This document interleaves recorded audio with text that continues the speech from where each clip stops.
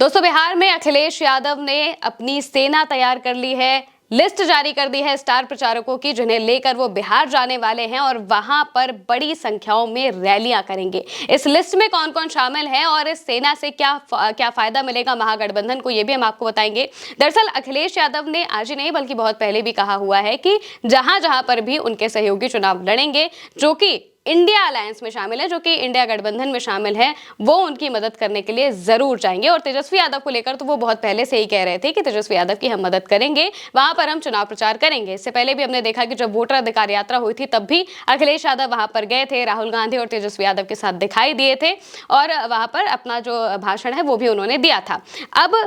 List जारी कर दी है, बकायदा समाजवादी पार्टी की तरफ से जारी की गई है लिस्ट, जिसमें नाम दिए गए हैं कि किन किन लोगों को लेकर जाया जा रहा है। इनमें कई बड़े नाम भी शामिल हैं जिनका असर बिहार में अच्छा खासे तरीके से पड़ सकता है। वो नाम कौन कौन से हैं ये भी हम आपको बताएंगे, लेकिन सबसे पहले ये जानना जरूरी है कि अखिलेश यादव आखिर ये क्यों कर रहे हैं। दरअसल अखिलेश यादव ने पहले भी तेजस्वी यादव को कहा हुआ है कि वो उनकी मदद करेंगे। इससे पहले भी वो कई बार जब प्रेस कॉन्फ्रेंस करते हैं, बातचीत करते हैं, तो बताते हैं कि हमारी तरफ से जो नेता है वो वहां पर जाएंगे, बिल्कुल वहां पर जाकर तेजस्वी यादव को मुख्यमंत्री बनाने के लिए जो भी करना होगा वो करेंगे।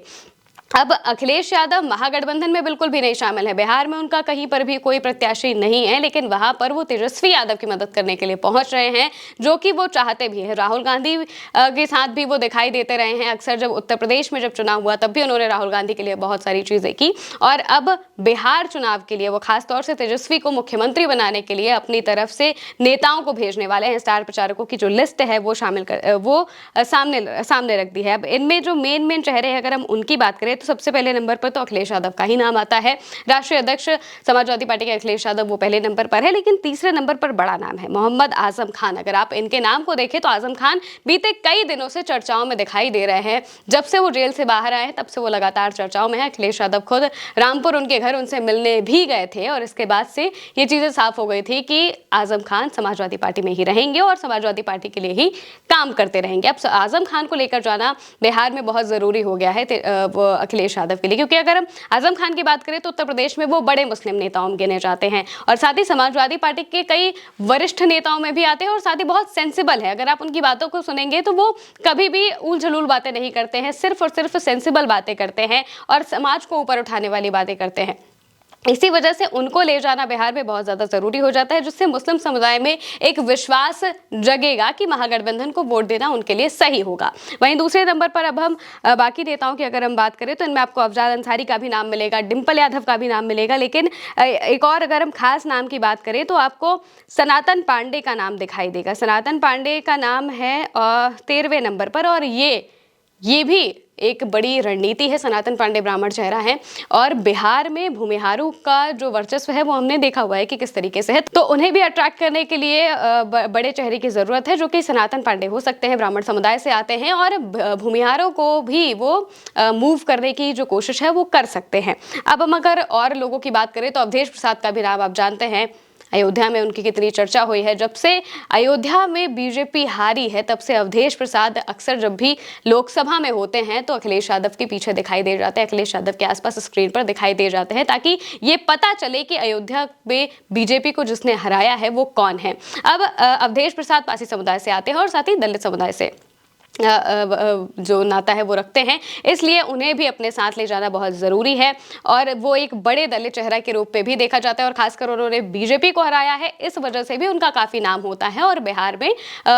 लोग उन्हें सुनने के लिए ज़रूर आएंगे, इस वजह से उन्हें ले जाया जा रहा है। अब अगर हम और नामों की बात करें तो इनमें और भी कई ज़रूरी नाम हैं, जैसे इकरा हसन को आप ले लीजिए, प्रिया सरोज को ले लीजिए और इसके अलावा धर्मेंद्र सोलंकी को ले लीजिए, वो काफ़ी अच्छे सिंगर हैं, बड़े सिंगर हैं, और आजम खान का तो हमने आपको जिक्र बता ही दिया है। तो इकरा हसन, प्रिया सरोज, ये प्रिया सरोज जो कि दलित चेहरा है, काफ़ी फेमस है, सबसे यंग एज में वो सांसद बन गई हैं और ये सारी चीज़ें उन्हें और अट्रैक्ट करती है, अपनी तरफ लोगों को अट्रैक्ट करती है। और साथ में इकरा हसन महिला भी हैं और मुस्लिम चेहरा भी है और ये सबसे बड़ी खूबी है उनकी कि वो हमेशा जब भी बात करती हैं तो सौहार्द की बात करती है, सबको साथ में लेके चलने वाली बातें करती है और लोगों को बहुत पसंद भी आती है उनकी बातें। हम अक्सर देखते हैं कि जब इकरा हसन कहीं पर भी जाती हैं, किसी भी तरीके का कार्यक्रम हो रहा हो, वो चाहे किसी भी धर्म से रिलेटेड हो, वो अपने लोगों के बीच में ज़रूर पहुंचती हैं और वहाँ पर जाकर भी वो हमेशा सौहार्द की ही बात करती हैं। इकरा हसन को लोग इसी वजह से बहुत ज़्यादा पसंद भी करते हैं, क्योंकि अगर हम देखते हैं तो वो संसद में भी खड़ी होती हैं तो बहुत ही अच्छे तरीके से बात करती हैं,